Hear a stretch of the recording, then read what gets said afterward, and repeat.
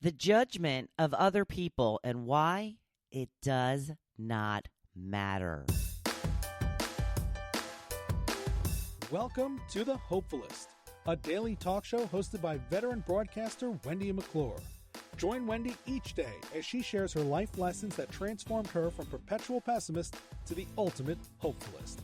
The perfect morning show to get you caught up on the day's top stories while sharing insights that will lead to positive transformation and bring out the hopefulist in you. For more inspiration, visit hopefulist.com.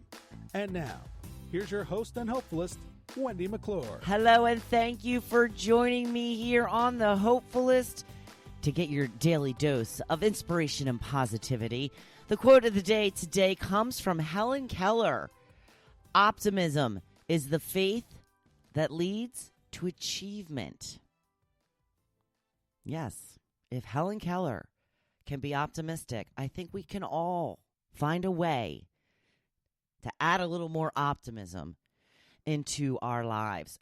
It is Monday. You know what that means. It's Grateful Monday, the day that I read a few entries from my own personal gratitude journal to show you how easy it can be to just jot down a few words, to give a little more meaning and gratitude into your life. So, most of my entries come from this past weekend, which is probably the reason that my voice is sounding a little more rough than usual. Had a party on Saturday, a gathering on Sunday, had a lot of not so great for you food. I had a couple adult beverages here and there. Yeah. Going back for a nap as soon as I'm done this. But some of the things I was grateful for this weekend, it was my friend Dana's birthday. We had a party for her. At the party, we had an awesome fire pit, of course, overlooking the water. Then yesterday, got the chance to watch the football game at a friend's house, outside bar on the water. Love it. Love it. I'm also grateful for the tarp that they put up to block the wind and the heater because it was a bit of a windy, chilly day. And I'm also grateful for the fact that they have a heated toilet seat. That's right. I've been to this friend's house before. I have told you about the wonder, the majesty, the joy of the heated toilet seat. And I did use it numerous times. As I would go to the restroom, I would say, I may or I may not be back. Talk about gratitude. One thing that will make you truly grateful for the little things in life, like going to the bathroom, is making it so comfortable you don't want to get off the toilet or use it as often as you need to. Right? Nice. I like it. Got to get me one of those. So that's my little shout out to Cheryl and her toilet seat. Love, love, love it. Today's topic, we're going to be talking about positivity. I know, shocking. Add a positive word that starts with the first letter of your name. I was very happy to see all of the people who took part in this little experiment. And Connie says her word is caring. I started it off with my name, Wendy, being warrior.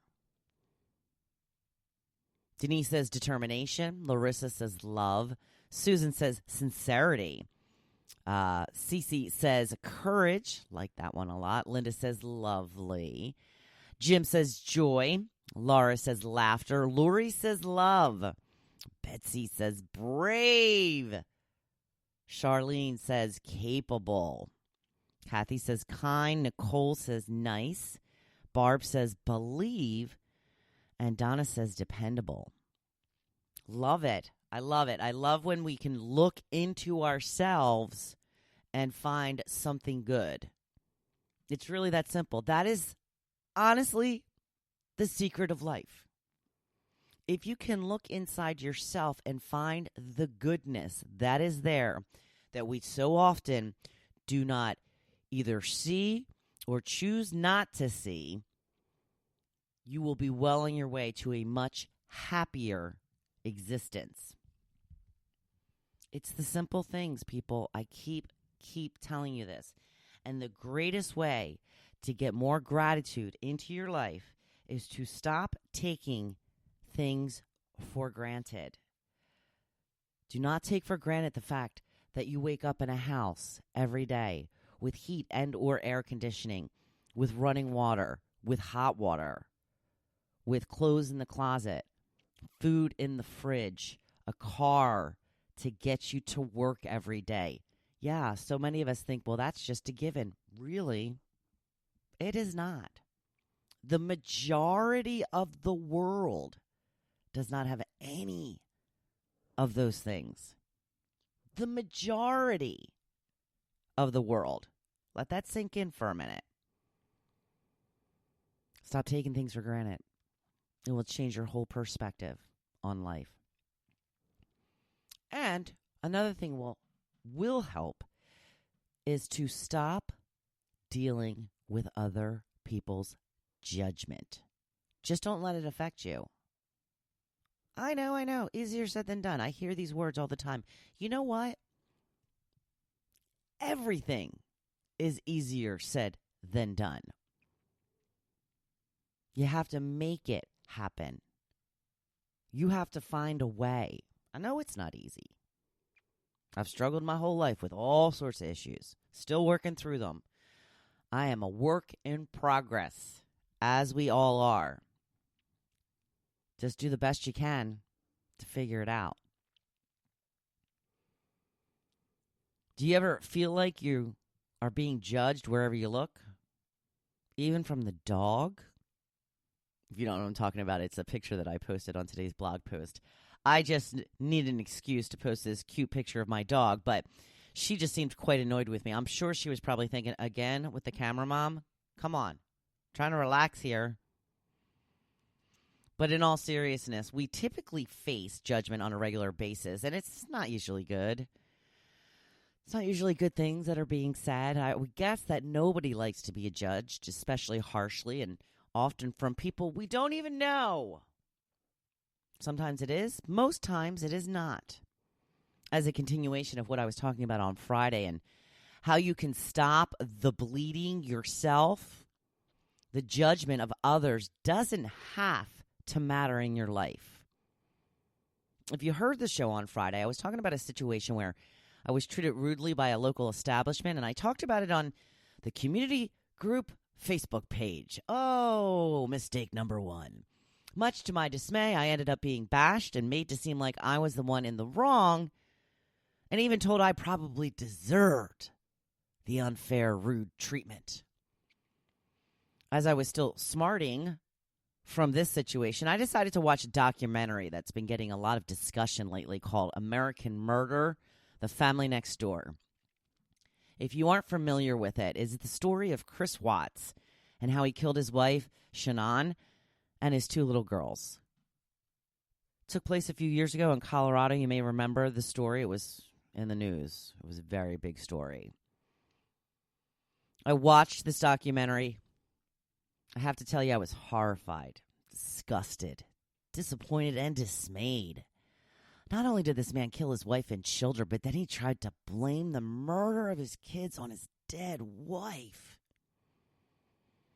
What really made me angry is when the police had him in custody questioning him, they were so gentle with him.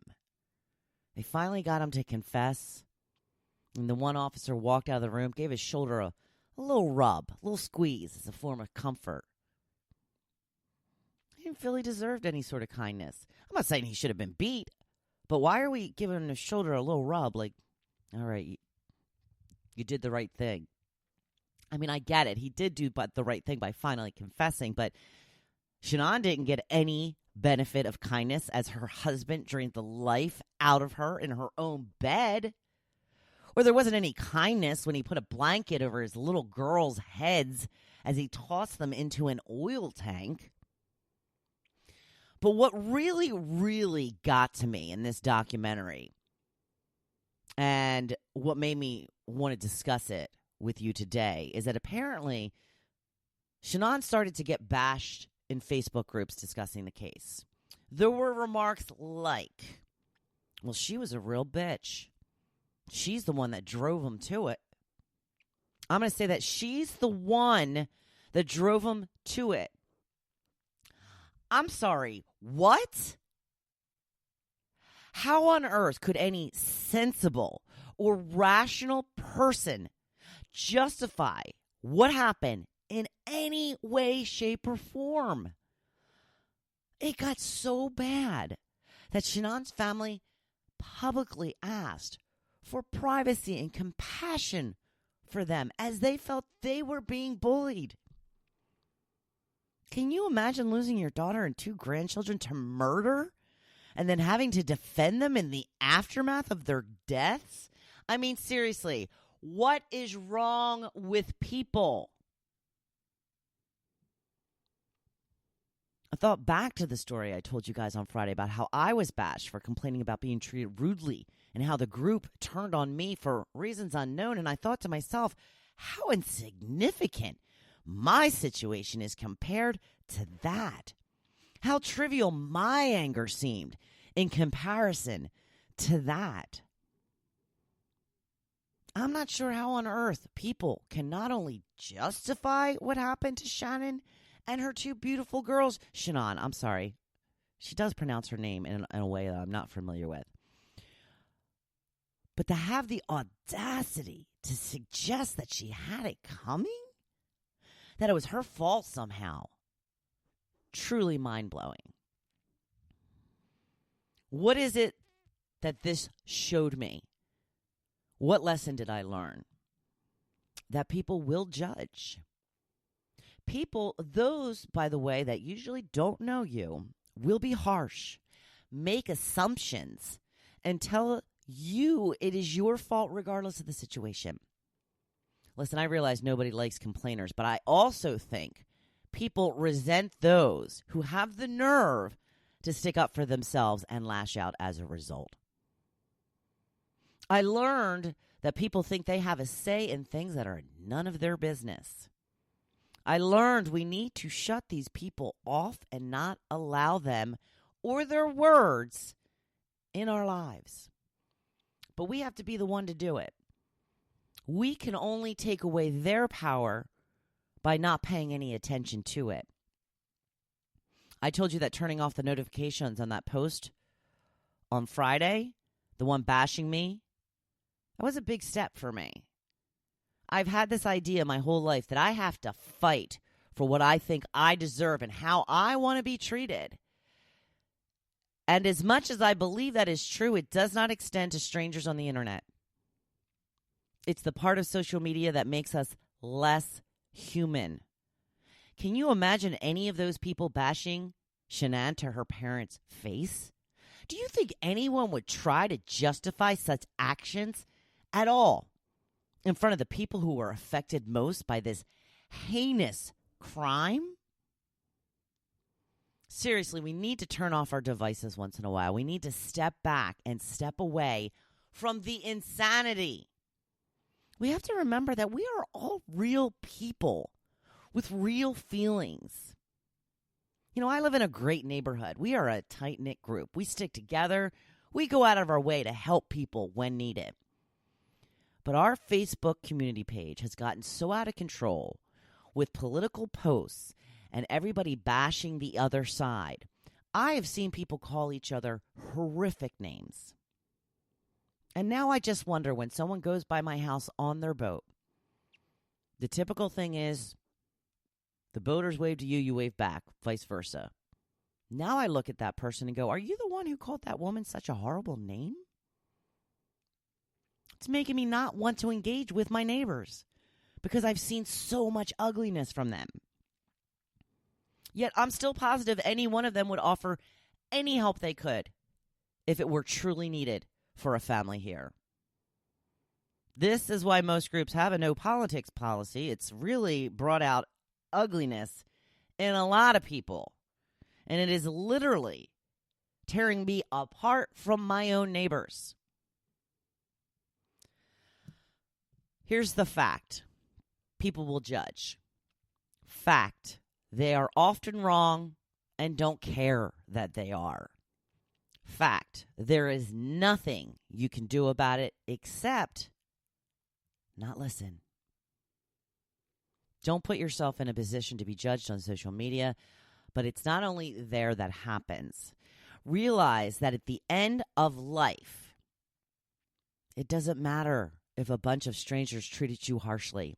What matters is how you lived your life according to your own standards, how you feel about yourself.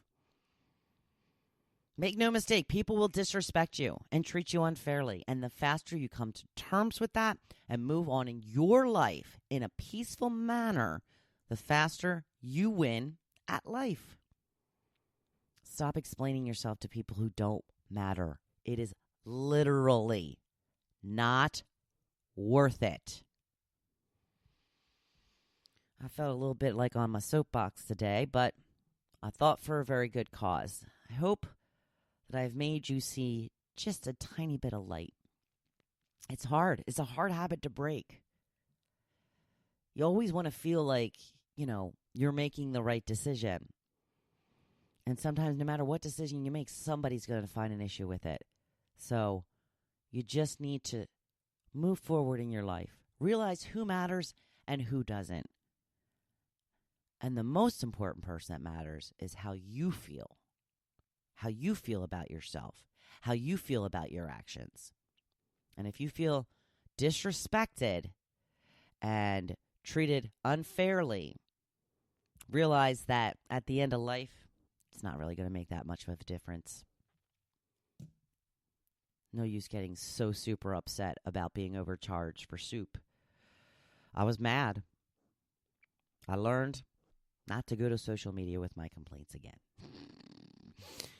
Just not worth it, people. But it is Monday, and Monday's worth it, y'all. It's a brand new week full of possibilities and opportunities, and I want you to go out there and make them happen. That's right. And, of course, be a badass about it. Because I'm right here cheering you on. Thank you for listening to The Hopefulist, hosted by Wendy McClure. For more inspiration, please visit Hopefulist.com. Thanks, and we'll see you tomorrow on The Hopefulist. The only true judge in your life is you.